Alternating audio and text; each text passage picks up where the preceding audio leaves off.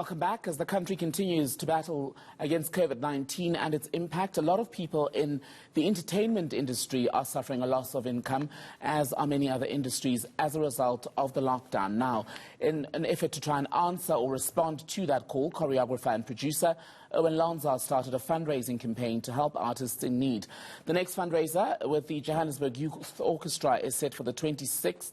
In fact, it's set for early August with about 26 performers in a show called Open Spaces. To talk more about Waiting in the Wings, we're joined by Owen Lonzar himself. Owen, a very good afternoon to you. Thank you so much for your time. I hope I did some of those details justice. You began with a drive that had raised, a target of about 50,000 Rand. Where are you now?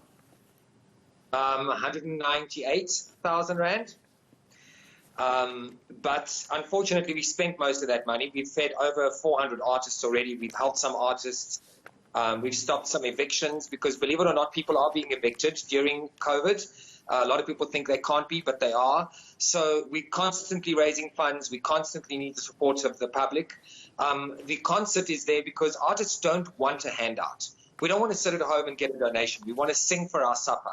So Waiting in the Wings, they say, uses the premise of artists helping artists. We'll put on shows, and we want the public to buy tickets to support us so that I can keep feeding people.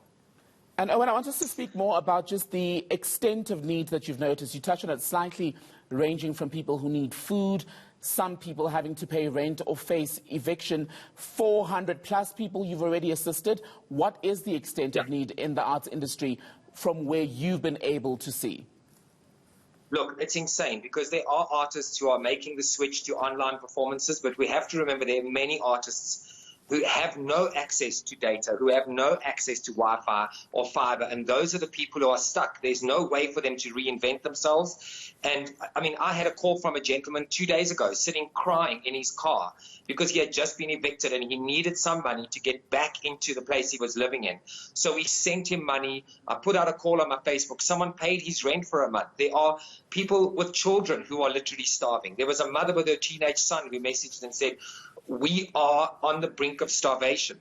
It is insane. I myself have not earned a cent since March because there is just no way to earn that money. We need to be in public spaces and theatres and events to be happening to be able to earn a living. There was that government relief fund from the Arts and Culture Ministry, Owen. How much of a difference has that made in your immediate circles? Sorry, say that again for me, please. I was asking you about the arts and culture relief that was provided for people in the arts and sports spaces. How much of a difference has that made from your observation? Very little. Very, very little. There are very few people who actually did get help. I can't say that no one got help, but very few people did. The problem is that in the events industry in particular, we have no contracts. It's all done on a gentleman's handshake. So you have an event coming up in a week's time. There's no contract for that. So you can't go to government, you can't go to any of these funds where they go, well, show us the contract that was cancelled. We don't have that contract. I mean, I'm sure that I lost out on jobs that I didn't even know existed because it's an immediate business. And that has, and then there were people who did have contracts that have not been given help. The money is gone where we don't know, but certainly not to all of us. Mm-hmm. And lastly, then, let's talk about your bit and how you're trying to help. On the 2nd of August, you've got another virtual fundraising concert, including 26 performers, I believe, some of them including Timothy Moloi and Vicky Sampson, if I'm right. Yes, Vicky Sampson is a good friend of mine. She hasn't been on any other online concert. So if you want to see Vicky, this is the time. And she's not singing African Dream. She's singing something else because she wants to get out there with something else. So it's 26 performers, including dancers. We're taking people into open spaces. That's what it's called. So we are shooting outside. We shot at Delta Park. We shot at Victoria Yards. We want people to get a message of hope. Celine Dion is amazing, but she's still singing from her lounge.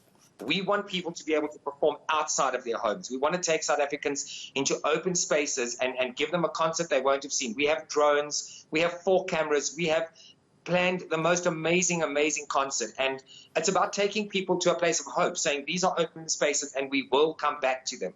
And, of course, there's the added advantage of protecting the artists because we have them performing outside and not in enclosed studios, so we're keeping them safe that way too.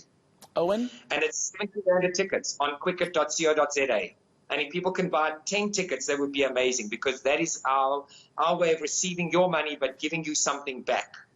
Owen, I'll buy 10 if you throw in African Dream. I'm not very happy with that being left out for the concert. Owen Lonzar from Waiting in the Wings SA, thank you.